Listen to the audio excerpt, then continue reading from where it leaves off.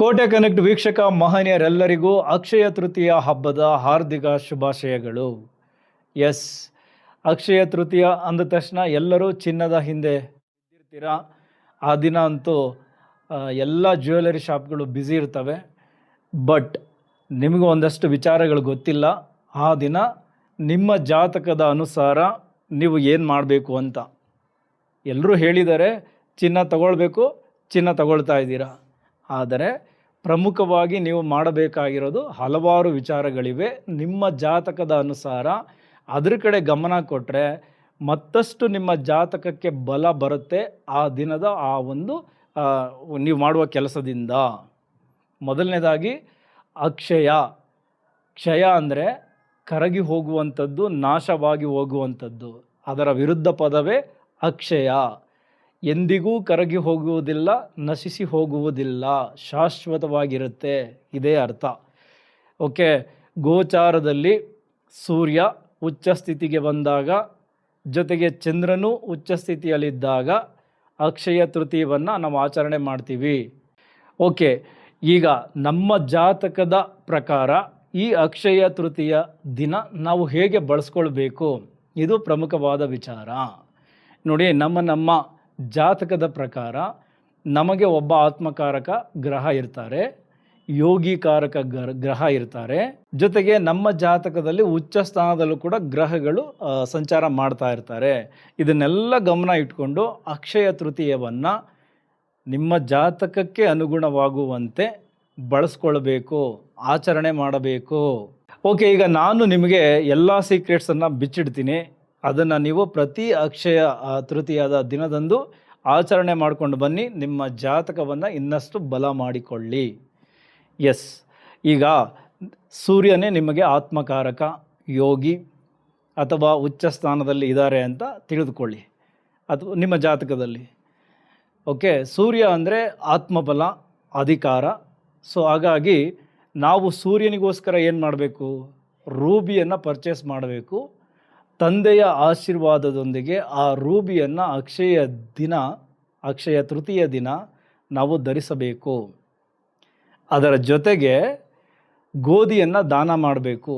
ಇದನ್ನು ಮಾಡೋದರಿಂದ ನಿಮ್ಮ ಗೌರವ ಅಕ್ಷಯವಾಗಿರುತ್ತೆ, ಅಧಿಕಾರದ ಬಲದಲ್ಲಿ ಹೆಚ್ಚು ಶಕ್ತಿ ಸಿಗುತ್ತೆ. ಸ್ಪೆಷಲಿ ಈ ರಾಜಕಾರಣಿಗಳು, ಸರ್ಕಾರಿ ವಲಯದಲ್ಲಿ ಕೆಲಸ ಮಾಡ್ತಾ ಇರೋರು, ಅಧಿಕಾರಯುತ ಜಾಬಲ್ಲಿರೋರು, ನೀವೆಲ್ಲರೂ ಚಿನ್ನ ಖರೀದಿಯ ಜೊತೆಗೆ ಪ್ರಮುಖವಾಗಿ ಮಾಡಬೇಕಾಗಿರೋದು ಇದನ್ನೇ. ಗೊತ್ತಾಯ್ತಲ್ಲ? ಸೊ ಹಾಗಾಗಿ ಸೂರ್ಯ ಯಾರಿಗೆ ಆತ್ಮಕಾರಕ, ಯಾರಿಗೆ ಯೋಗಿ, ಯಾರ ಜಾತಕದಲ್ಲಿ ಉಚ್ಚ ಸ್ಥಾನದಲ್ಲಿದ್ದಾರೋ ಅವರು ಇದನ್ನೇ ಮಾಡಬೇಕು. ಓಕೆ, ಎರಡನೆಯದು ಚಂದ್ರ. ಚಂದ್ರ ಅಂದರೆ ನಮ್ಮ ಮನಸ್ಸು, ತಾಯಿ, ಈ ಕಲಾಕ್ಷೇತ್ರ ಎಲ್ಲವೂ ಬರುತ್ತೆ. ಸೊ ಹಾಗಾಗಿ ಅಕ್ಷಯ ತೃತೀಯ ದಿನ ನೀವು ಎಷ್ಟು ಚಿನ್ನ ತರ್ತಿರೋ ಗೊತ್ತಿಲ್ಲ, ಆದರೆ ಮನೆಗೆ ಬೆಳ್ಳಿ ಪದಾರ್ಥಗಳನ್ನು ತೆಗೆದುಕೊಂಡು ಬನ್ನಿ.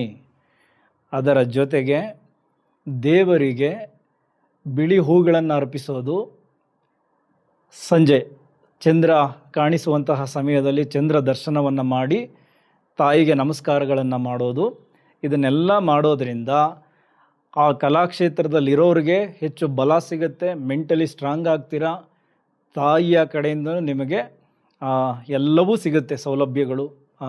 ಆಕೆಯಿಂದ ಏನೇನು ನಿಮಗೆ ತಲುಪಬೇಕೋ ಎಲ್ಲವೂ ತಲುಪುತ್ತೆ, ಸಹಕಾರ, ಆಸ್ತಿ, ಹಣ ಎಲ್ಲವೂ. ಹಾಗಾಗಿ ಚಂದ್ರ ಯಾರಿಗೆ ಯೋಗಿಕಾರಕನೋ, ಆತ್ಮಕಾರಕನೋ ಅಥವಾ ಉಚ್ಚ ಸ್ಥಾನದಲ್ಲಿದ್ದಾರೋ ನೀವೆಲ್ಲ ಮಾಡಬೇಕಾಗಿರೋದು ಬೆಳ್ಳಿ ಪರ್ಚೇಸ್. ನಂತರ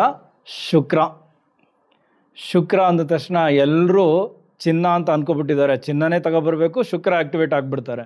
ನೋ, ಶುಕ್ರನಿಗೋಸ್ಕರ ವಜ್ರ, ಐಷಾರಾಮಿ ವಸ್ತುಗಳನ್ನು ನೀವು ಪರ್ಚೇಸ್ ಮಾಡಬೇಕು. ಜೊತೆಗೆ ಬೆಳ್ಳಿಯೂ ಕೂಡ ಆಗುತ್ತೆ. ಡೈಮಂಡ್ ಇಲ್ಲ ಈ ಬೆಳ್ಳಿ ಇವೆರಡನ್ನೂ ಕೂಡ ಪರ್ಚೇಸ್ ಮಾಡಬಹುದು. ಪರ್ಚೇಸ್ ಮಾಡಿ ಶುಕ್ರ ಕೂಡ ಆ್ಯಕ್ಟಿವೇಟ್ ಆಗ್ತಾರೆ. ಲಕ್ಷ್ಮಿಗೆ ಬಿಳಿ ಕಲ್ಲು ಸಕ್ಕರೆಯ ನೈವೇದ್ಯ ಮಾಡೋದು, ಮನೆಯ ಹೆಣ್ಣು ಮಕ್ಕಳಿಗೆ ಉಡುಗೊರೆಯನ್ನು ಕೊಡಿಸೋದು, ಹೆಣ್ಣು ಮಕ್ಕಳು ಮುತ್ತೈದರಿಗೆ ಅರಿಶಿನ ಕುಂಕುಮ ಕೊಡೋದು, ಇದನ್ನೆಲ್ಲ ನೀವು ಅಕ್ಷಯ ತೃತೀಯ ದಿನ ಮಾಡಿದ್ರೆ ನಿಮ್ಮ ಆರ್ಥಿಕ ಪರಿಸ್ಥಿತಿ ಅಕ್ಷಯವಾಗಿರುತ್ತೆ, ಕರಗೋದಿಲ್ಲ. ನೆಕ್ಸ್ಟು ಕುಜ. ಕುಜ ಅಂದರೆ ಶಕ್ತಿ, ಆಸ್ತಿ. ಸೊ ಕುಜ ಬಲಗೊಳ್ಳಬೇಕಾ? ನೀವು ಅಕ್ಷಯ ತೃತೀಯ ದಿನ ಏನು ಮಾಡಬೇಕು? ಅಟ್ಲೀಸ್ಟ್ ಹೋಗಿ ಒಂದು ಸೈಟ್ ರಿಜಿಸ್ಟ್ರೇಷನಲ್ಲಿ ಪಾಲ್ಗೊಳ್ಳಿ, ಅಥವಾ ಒಂದು ಆಸ್ತಿ ಖರೀದಿಗೆ ಮುಂದಾಗಿ. ಇಲ್ಲ ನಾವೇನು ಮಾಡೋಕ್ಕಾಗಲ್ಲ ಅಂದರೆ ಅಟ್ಲೀಸ್ಟ್ ಒಂದು ತಾಮ್ರದ ಪಾತ್ರೆಯನ್ನು ಪರ್ಚೇಸ್ ಮಾಡಿ. ಕುಜ ಬಲಗೊಳ್ತಾರೆ. ಸ್ಪೆಷಲಿ ಯಾರು ಮಾಡಬೇಕು? ಈ ಮಿಲ್ಟ್ರಿ, ಪೊಲೀಸ್, ಕ್ರೀಡಾ ಕ್ಷೇತ್ರದಲ್ಲಿರೋರು ನಿಮಗೆ ಹೆಚ್ಚು ಬಲ ಕೊಡ್ತಾರೆ. ಯಾರು? ಕುಜ. ಸೊ ಹಾಗಾಗಿ ನೀವು ಈ ದಿನ ಅದನ್ನು ಮಾಡಬೇಕು. ಸಾಧ್ಯವಾದರೆ ಇದೇ ದಿನ ಹೋಗಿ ರಕ್ತದಾನ ಮಾಡಿ. ಒಳ್ಳೆಯದು. ಆ್ಯಕ್ಚುಲಿ ಕುಜ ಶಾಂತಿನೂ ಆಗುತ್ತೆ, ಕುಜ ಬಲಗೊಳ್ಳುತ್ತೆ. ಹೆಣ್ಣು ಮಕ್ಕಳಿಗೆ ಕೆಂಪು ಬಳೆಯನ್ನು ದಾನ ಮಾಡಿ, ದೇವಸ್ಥಾನಗಳಿಗೆ ಕೆಂಪು ಬೇಳೆಯನ್ನು ದಾನ ಮಾಡಿ. ಕುಜ ನಿಮಗೆ ಶಕ್ತಿಯನ್ನು ಹೆಚ್ಚಿಸ್ತಾನೆ, ಜೊತೆಗೆ ಆಸ್ತಿ ಮತ್ತು ನಿಮ್ಮ ಕ್ಷೇತ್ರಗಳಲ್ಲಿ ಹಿಡಿತವನ್ನು ಸಾಧಿಸಲಿಕ್ಕೆ ಹೆಚ್ಚು ಬಲ ಕೊಡ್ತಾರೆ ಅಕ್ಷಯ ತೃತೀಯ ದಿನ ಇದನ್ನೆಲ್ಲ ಮಾಡಿದ್ರೆ. ನೆಕ್ಸ್ಟು ಬುಧ. ಬುದ್ಧಿ ಮತ್ತು ವ್ಯಾಪಾರದ ಕಾರಕ. ಎಸ್, ಯಾರ್ಯಾರು ಬಿಸ್ನೆಸ್ಸಲ್ಲಿ ಇನ್ವಾಲ್ವ್ ಆಗಿದ್ದೀರಾ, ಬಿಸ್ನೆಸ್ನೇ ನಂಬ್ಕೊಂಡು ಬದುಕ್ತಾ ಇದ್ದೀರಾ, ಸಣ್ಣದಿರಲಿ ದೊಡ್ಡದಿರಲಿ, ಅಕ್ಷಯ ತೃತೀಯ ದಿನ ಹೊಸದಾಗಿ ಬಿಸ್ನೆಸ್ ಶುರು ಮಾಡಿದ್ರೆ ತುಂಬ ಒಳ್ಳೆಯದು. ಇಲ್ಲ ನಾವು ಬಿಸ್ನೆಸ್ ಮಾಡೋಕ್ಕಾಗಲ್ಲ, ಈ ಫ್ರಾಂಚೈಸಿ ತೆಗೀಲಿಕ್ಕೂ ಕೂಡ ಅಕ್ಷಯ ತೃತೀಯ ದಿನ ತುಂಬ ಒಳ್ಳೆಯದು. ಇನುವೇ ನಾವು ಆ ಥರ ದೊಡ್ಡ ಮಟ್ಟಕ್ಕೆ ಏನು ಮಾಡೋಕ್ಕಾಗಲ್ಲ ಅಂದರೆ ಬುದ್ಧಿಯ ಕಾರಕ ಆಗಿರೋದ್ರಿಂದ ಒಂದು ಒಳ್ಳೆಯ ಪುಸ್ತಕವನ್ನು ತೆಗೆದುಕೊಂಡು ಬನ್ನಿ. ಅದು ನಿಮ್ಗೆ ಯೂಸ್ ಆಗಬೇಕು, ಅದನ್ನು ಓದಬೇಕು, ಜ್ಞಾನಾರ್ಜನೆ ಆಗಬೇಕು. ಆ ರೀತಿ ಮಾಡಿ. ಓಕೆ. ಸೊ ಹಸಿರು ಪದಾರ್ಥಗಳನ್ನು ಹೆಚ್ಚು ಯೂಸ್ ಮಾಡಿ ಈ ದಿನ. ನಿಮ್ಮ ಏನು ನಾರ್ತ್ ಸೈಡ್ ಏನು ಮನೆಯಲ್ಲಿ ಹಸಿರು ಗಿಡಗಳನ್ನು ಇಡಿ. ಆಗ ವ್ಯಾಪಾರವು ವೃದ್ಧಿಯಾಗುತ್ತೆ, ನಿಮ್ಮ ಬುದ್ಧಿಶಕ್ತಿಯೂ ಹೆಚ್ಚುತ್ತೆ, ಜ್ಞಾಪಕ ಶಕ್ತಿಯೂ ಹೆಚ್ಚುತ್ತೆ. ನಂತರ ಗುರು. ಎಸ್, ಯಾರ್ಯಾರಿಗೆ ಗುರು ಬಲ ಚೆನ್ನಾಗಿದೆ, ಗುರು ಉಚ್ಚಸ್ಥಾನದಲ್ಲಿದ್ದಾರೆ, ಆತ್ಮಕಾರಕನಾಗಿದ್ದಾರೆ, ನೀವು ಮಾಡಬೇಕಾಗಿರೋದೇ ಚಿನ್ನ ಖರೀದಿ. ಓಕೆ. ನೀವು ಚಿನ್ನ ಖರೀದಿ ಮಾಡಿದ್ರೆ ಸಮೃದ್ಧಿ ಹೆಚ್ಚಾಗುತ್ತೆ, ಜ್ಞಾನ ಹೆಚ್ಚಾಗುತ್ತೆ, ಮನೆಯಲ್ಲಿ ಶುಭ ಕಾರ್ಯಗಳು ಯಾವಾಗಲೂ ನಡೀತಾ ಇರುತ್ತೆ. ಬಟ್ ಈ ದಿನ ನೀವು ತಪ್ಪದೇ ಮಾಡಬೇಕಾಗಿರುವಂತಹ ಪರಿಹಾರ ಏನಪ್ಪ ಅಂದರೆ ಕೇಸರಿ ಮಿಶ್ರಿತ ಹಾಲನ್ನು ಕುಡಿಯೋದು, ಹಳದಿ ಸಿಹಿ ತಿನಿಸುಗಳನ್ನು ಹಿರಿಯರಿಗೆ ಮತ್ತು ಗುರುಗಳಿಗೆ ಅರ್ಪಿಸೋದನ್ನು ಮಾಡಿದ್ರೆ ಇನ್ನಷ್ಟು ಗುರು ಬಲಗೊಳ್ತಾರೆ. ಜೊತೆಗೆ ವಿದ್ಯಾದಾನ. ಯಾರಾದರೂ ಬಡ ವಿದ್ಯಾರ್ಥಿಗೆ ಪುಸ್ತಕ ಕೊಡಿಸೋದು, ಪೆನ್ನು ಕೊಡಿಸೋದು, ಬ್ಯಾಗ್ ಕೊಡಿಸೋದು, ಈ ಥರದ್ದೊಂದು ಏನಾದರೂ ಮಾಡಿ ಅಕ್ಷಯ ತೃತೀಯ ದಿನ ಅದು ಗುರುವನ್ನು ಇನ್ನಷ್ಟು ಬಲಗೊಳಿಸುತ್ತದೆ. ಇದರಿಂದ ನಿಮ್ಮ ಸಮೃದ್ಧಿಗಳು ಹೆಚ್ಚಾಗುತ್ತೆ, ಜೊತೆಗೆ ಜ್ಞಾನಾರ್ಜನೆಗೂ ತುಂಬ ಒಳ್ಳೆಯ ಬಲವನ್ನು ಕೊಡ್ತಾರೆ ಗುರು. ನಂತರ ಶನಿ. ಶಿಸ್ತು ಮತ್ತು ಸ್ಥಿರತೆ. ಶನಿ ಅಂದ ತಕ್ಷಣ ಎಲ್ಲರಿಗೂ ಗೊತ್ತು ಕಬ್ಬಿಣ. ಓಕೆ. ಕಬ್ಬಿಣದ ತುಂಡನ್ನು ಪರ್ಚೇಸ್ ಮಾಡಬೇಕು. ಏನಪ್ಪ ಅಕ್ಷಯ ತೃತೀಯ ದಿನ ನಾವು ಕಬ್ಬಿಣ ಪರ್ಚೇಸ್ ಮಾಡಬೇಕಾ, ಚಿನ್ನ ಬಿಟ್ಟು ಅಂತ ಯೋಚನೆ ಮಾಡೋದಲ್ಲ. ಶನಿ ನಿಮಗೆ ಬಲ ಕೊಡಬೇಕು ಅಂದರೆ ಅಟ್ಲೀಸ್ಟ್ ಒಂದು ಕಬ್ಬಿಣದ ತುಂಡನ್ನು ಮನೆಗೆ ತಗೊಬನ್ನಿ, ಕಬ್ಬಿಣದ ವಸ್ತುವನ್ನು ಮನೆಗೆ ತಗೊಬಂದು ಹಿಡಿ. ಸೊ ಇದರಿಂದ ಅಂದರೆ ಚಿನ್ನ ತಗೊಬರಬೇಡಿ ಅಂತಲ್ಲ, ಚಿನ್ನನೂ ತೊಗೊಂಡು ಬನ್ನಿ, ಗುರು ಆ್ಯಕ್ಟಿವೇಟ್ ಆಗ್ತಾರೆ. ಬಟ್ ನಿಮಗೆ ಆತ್ಮಕಾರಕ ಶನಿಯಾಗಿದ್ದಾಗ, ಶನಿ ಉಚ್ಚಸ್ಥಾನದಲ್ಲಿದ್ದಾಗ, ಯೋಗಿಯಾಗಿದ್ದಾಗ ನೀವು ಕಬ್ಬಿಣದ ವಸ್ತುವನ್ನು ಮನೆಗೆ ತರಬೇಕು ಆ ದಿನ ಅಕ್ಷಯ ತೃತೀಯ ದಿನ. ಆಮೇಲೆ ತುಂಬ ದೀನ ದಲಿತರಿಗೆ ಅನ್ನದಾನ ಮಾಡೋದು, ಅಂಗವಿಕಲರಿಗೆ ಸಹಾಯ ಮಾಡೋದು, ಅನಾಥಾಶ್ರಮಗಳಿಗೆ ಹೋಗಿ ಅನ್ನದಾನ ಮಾಡೋದು, ಹಿರಿಯರನ್ನು ಗೌರವಿಸೋದು, ಇದನ್ನೆಲ್ಲ ಮಾಡಿದ್ರೆ ಶನಿ ಮತ್ತಷ್ಟು ಬಲಗೊಳ್ತಾರೆ. ನಿಮಗೆ ಸ್ಥಿರಾಸ್ತಿ ಜೊತೆಗೆ ಲಾಂಗ್ ಟರ್ಮ್ ಇನ್ವೆಸ್ಟ್ಮೆಂಟ್ಗಳಲ್ಲಿ ಹೆಚ್ಚು ಲಾಭ ಇದನ್ನೆಲ್ಲ ತಂದುಕೊಡ್ತಾರೆ ಅಕ್ಷಯ ತೃತೀಯ ದಿನ ಈ ಒಂದು ಪರಿಹಾರವನ್ನು ಮಾಡಿಕೊಂಡರೆ. ಆ್ಯಕ್ಚುಲಿ ಭೂಮಿಗೆ ಸಂಬಂಧಪಟ್ಟಂತಹ ವ್ಯವಹಾರದಲ್ಲೂ ಕೂಡ ಶನಿ ಕೈ ಹಿಡಿತಾರೆ. ಸೊ ಹಾಗಾಗಿ ಭೂಮಿಯ ಮೇಲೆ ಇನ್ವೆಸ್ಟ್ಮೆಂಟ್ ಮಾಡಬಹುದು, ಸ್ಥಿರಾಸ್ತಿ ಮೇಲೆ ಇನ್ವೆಸ್ಟ್ಮೆಂಟ್ ಮಾಡಬಹುದು ಅಕ್ಷಯ ತೃತೀಯ ದಿನ. ಅದರ ಕಡೆನೂ ಗಮನ ಕೊಡಿ. ನಂತರ ರಾಹು. ರಾಹು ಅಂದರೆ ಸಾಫ್ಟ್ವೇರ್, ವಿದೇಶ ಇದನ್ನೆಲ್ಲ ಸೂಚಿಸುತ್ತೆ. ಯಾರ್ಯಾರು ಸಾಫ್ಟ್ವೇರ್ ಇಂಡಸ್ಟ್ರಿಯಲ್ಲಿದ್ದೀರಾ, ವಿದೇಶಿ ಸಂಬಂಧಿತ ಬಿಸ್ನೆಸ್ ಮಾಡ್ತಾ ಇದ್ದೀರಾ, ಕಂಪ್ನಿಗಳಲ್ಲಿ ಕೆಲಸ ಮಾಡ್ತಾ ಇದ್ದೀರಾ, MNC ಕಂಪ್ನಿಗಳಲ್ಲಿ, ನೀವೆಲ್ಲ ಮೊದಲು ಮಾಡಬೇಕಾಗಿರೋದು ಅಕ್ಷಯ ತೃತೀಯ ದಿನ ಹೊಸ ಲ್ಯಾಪ್ಟಾಪ್, ಹೊಸ ಮೊಬೈಲ್, ಈ ಥರ ಇದನ್ನು ತೊಗೊಂಡು ಬನ್ನಿ. ಹೊಸದಾಗಿ ಯಾವುದಾದ್ರೂ ಸಾಫ್ಟ್ವೇರನ್ನು ಪರ್ಚೇಸ್ ಮಾಡಿ, ಇನ್ಸ್ಟಾಲ್ ಮಾಡಿ, ನಿಮ್ಗೆ ಯೂಸ್ ಆಗೋಂಥದ್ದು. ಸೊ ಇದನ್ನೆಲ್ಲ ಮಾಡೋದರಿಂದ ರಾಹು ಬಲಗೊಳ್ತಾರೆ.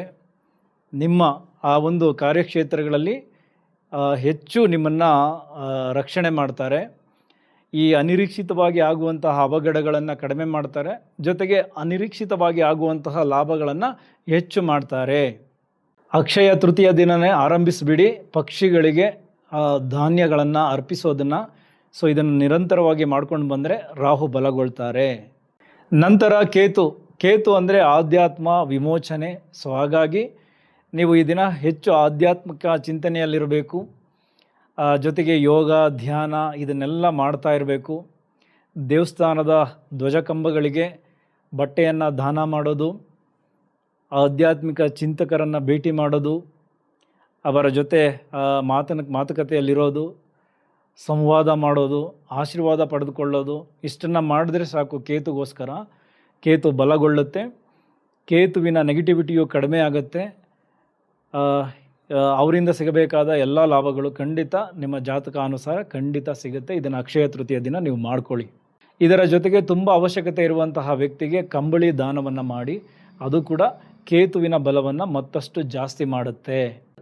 ಗೊತ್ತಾಯ್ತಲ್ಲ, ಚಿನ್ನ ಒಂದೇ ಅಕ್ಷಯ ತೃತೀಯದ ಪ್ರಮುಖ ವಿಚಾರ ಅಲ್ಲ. ನಮ್ಮ ಗ್ರಹಗಳ ಪ್ರಕಾರ ನಾವು ಮಾಡಬೇಕಾಗಿರುವ ವಿಚಾರಗಳಲ್ಲಿ ಪಾಲ್ಗೊಂಡರೆ ಅಕ್ಷಯ ತೃತೀಯ ತುಂಬ ಚೆನ್ನಾಗಿ ನಿಮ್ಮನ್ನು ಕೈ ಹಿಡಿಯುತ್ತದೆ. ನಿಮ್ಮ ಬದುಕಿನಲ್ಲಿ ಅಕ್ಷಯ ಅನ್ನುವ ಪದ ತುಂಬಿ ತುಳುಕುತ್ತೆ. ಓಕೆ, ಯಾವುದು ನಾಶವಾಗುವುದಿಲ್ಲ. ಆತ್ಮಕಾರಕ ಅಂದರೆ ನಿಮ್ಮ ಆತ್ಮದ ಹಸಿವು, ನಿಮ್ಮ ಒಳ ವಿಚಾರ. ಸೊ ಹಾಗಾಗಿ ಆತ್ಮಕಾರಕನನ್ನು ನೀವು ಆ್ಯಕ್ಟಿವೇಟ್ ಮಾಡ್ಕೋಬೇಕು. ಯೋಗ ಕೊಡುವಂಥದ್ದು ಗ್ರಹ ಯಾರಿರ್ತಾರೆ ನಿಮ್ಮ ಜಾತಕದಲ್ಲಿ, ಆ ಯೋಗಿ ಗ್ರಹದ ವಿಚಾರಗಳನ್ನು ಅಕ್ಷಯ ತೃತೀಯ ದಿನ ತರಬೇಕು. ಓಕೆ, ಇದನ್ನೆಲ್ಲ ಗಮನದಲ್ಲಿಟ್ಕೊಂಡು ಅಕ್ಷಯ ತೃತೀಯವನ್ನು ಆಚರಣೆ ಮಾಡಿ. ಒಂದು ಸಣ್ಣ ತುಂಡು ಚಿನ್ನವಾದರೂ ತಗೊಂಡು ಬರಬೇಕು ಅನ್ನುವಂತಹ ಹಂಬಲದಲ್ಲೇ ಇರ್ತೀರಾ. ತಗೊಂಡು ಬನ್ನಿ, ಎಲ್ಲರೂ ತಗೊಂಡು ಬನ್ನಿ ಚಿನ್ನನ. ಆದರೆ ನಿಮ್ಮ ಜಾತಕದ ಪ್ರಕಾರ ಯಾವ ಗ್ರಹ ಬಹಳ ಪ್ರಾಮುಖ್ಯತೆಯನ್ನು ಕೊಡ್ತಾ ಇದೆ, ಆ ಗ್ರಹಕ್ಕೆ ಸಂಬಂಧಪಟ್ಟಂತೆ ಆ ವಸ್ತುಗಳನ್ನು ಹೆಚ್ಚಾಗಿ ತಗೊಂಡು ಬನ್ನಿ. ಅಕ್ಷಯ ತೃತೀಯವನ್ನು ಇನ್ನೂ ಚೆನ್ನಾಗಿ ಆಚರಿಸಿ. ನಿಮ್ಮೆಲ್ಲರಿಗೂ ಅಕ್ಷಯ ತೃತೀಯ ಬದುಕಲ್ಲಿ ಹೆಚ್ಚು ಅಕ್ಷಯವಾಗಿಯೇ ಇರಲಿ. ಎಲ್ಲ ವಿಚಾರಗಳಲ್ಲೂ ಯಾವುದೂ ನಾಶವಾಗುವುದು ಬೇಡ. ಎಲ್ಲವೂ ನಿಮಗೆ ಲಭಿಸಲಿ. ಅದು ನಿರಂತರವಾಗಿರಲಿ, ಶಾಶ್ವತವಾಗಿರಲಿ. ಎಲ್ಲರಿಗೂ ಒಳ್ಳೆಯದಾಗಲಿ. Thank you very much. ಮತ್ತು ಕಮೆಂಟ್ಸಲ್ಲಿ ನಿಮ್ಮ ಡೇಟ್ ಆಫ್ ಬರ್ತು ಟೈಮಿಂಗ್ ಎಲ್ಲ ಹಾಕ್ಬಿಟ್ಟು ನಂದು ಆತ್ಮಕಾರಕ ಯಾರು, ನಂದು ಯೋಗಿ ಯಾರು ಅಂತೆಲ್ಲ ಕೇಳಿದ್ರೆ ಡೆಫಿನೆಟ್ಲಿ ನಾನು ಅಲ್ಲಿ ನಿಮಗೆ ತಿಳ್ಸೋಕ್ಕಾಗಲ್ಲ. ಅದು ಬೇಕು ಅಂದರೆ ಕನ್ಸಲ್ಟೇಷನ್ ತಗೊಳ್ಳಿ ಮುಂಚಿತವಾಗಿ. ಅದಕ್ಕಿಷ್ಟು ಚಾರ್ಜಸ್ ಅಂತ ಇರುತ್ತೆ, ಆ ಚಾರ್ಜಸ್ಸನ್ನು ಕೊಡಿ. ನಿಮ್ಮ ವಾಟ್ಸಪ್ಪಲ್ಲಿ ನಿಮ್ಗೊಂದು ರಿಪೋರ್ಟ್ ಕೊಟ್ಬಿಡ್ತೀನಿ. ಅದರ ಅನುಸಾರ ನೀವು ಪ್ಲ್ಯಾನ್ ಮಾಡ್ಕೊಳ್ಬಹುದು. ಓಕೆ, ಎಲ್ಲರಿಗೂ ಒಳ್ಳೆಯದಾಗಲಿ. ಮತ್ತೆ ಸಿಗೋಣ. Thank you very much.